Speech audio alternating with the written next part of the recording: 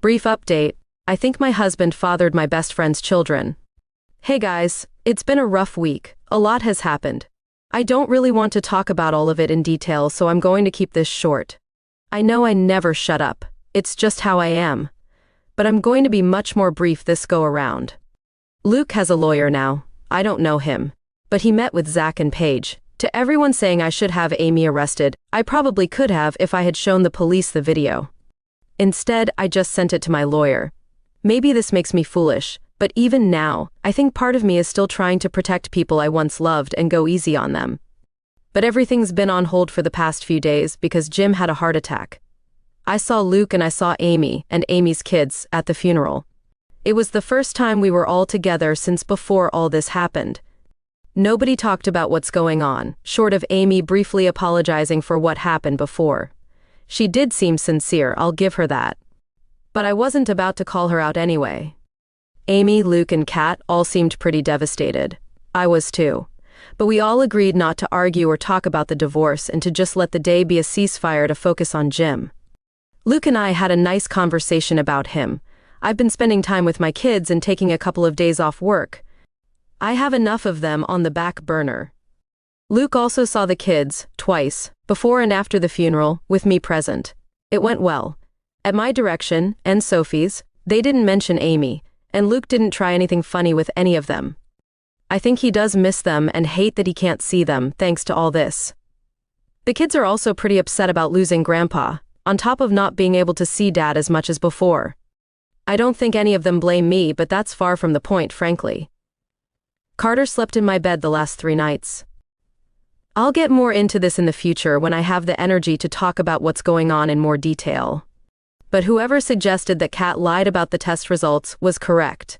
She never sent them in. She confessed as much to me. I guess she didn't feel comfortable going behind her son's back, but did feel comfortable lying to me to protect him? Until she didn't. Until she felt guilty, and she came clean.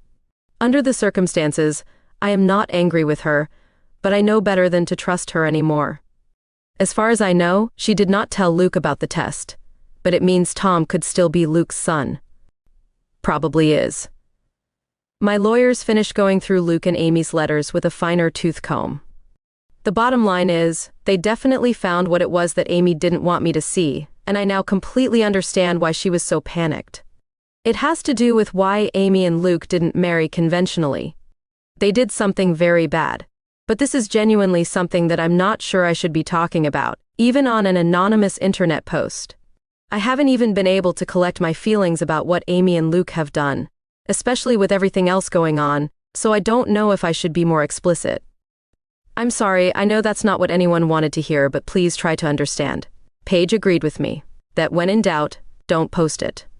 I've told my lawyers to put a pin in it for now because I'm in no fit state to figure out how to proceed with it, or if I should use it against them. I'm just feeling like shit, honestly. It's difficult not to blame myself for Jim. I can only imagine Luke and Amy are blaming themselves too. I know they're bad people. I don't forgive them. But this tore them apart as it did me, and I think all 3 of us feel like the divorce stressed Jim out to the point where it may have contributed. He already had heart disease, and in particular, I blame myself for showing him what I showed him. I showed him proof of the affair shortly before he died. I'll be carrying that with me for a very long time, even if I shouldn't. I'll update again whenever I do. I'm sorry. I'll respond to comments as I can. So that was unexpected and unfortunate. Unsurprisingly, many comments are offering OP their condolences. Several are commenting and theorizing that her late father-in-law knew about the affair or whatever this terrible awful that kept Amy and Luke from actually marrying. And as to be expected, many people are now accusing OP of lying and creating a fake story. Though several others, while they believe this saga is fake, also declare their support for OP and are thoroughly hooked on this saga. Though it is worth popping in here to state that while many comments find it inconceivable that funerals could take place within days of death, that is quite often the norm. While COVID may have reset many people's expectations for funerals, traditionally funerals can and have taken place within days of a loved one's passing. Several in the comment sections citing their own personal pre-COVID experiences, listing funerals that took place within 3 to 5 days after their loved one's passing. So now, what do you think? Fake or real? Too much too soon? Do you think the father-in-law knew something? This is Petty Honest signing off for now. Meow. Thanks for watching. Please like, share, and subscribe, and all that good stuff. Don't forget to leave your honest thoughts in the comment section below. We love a good juicy thought.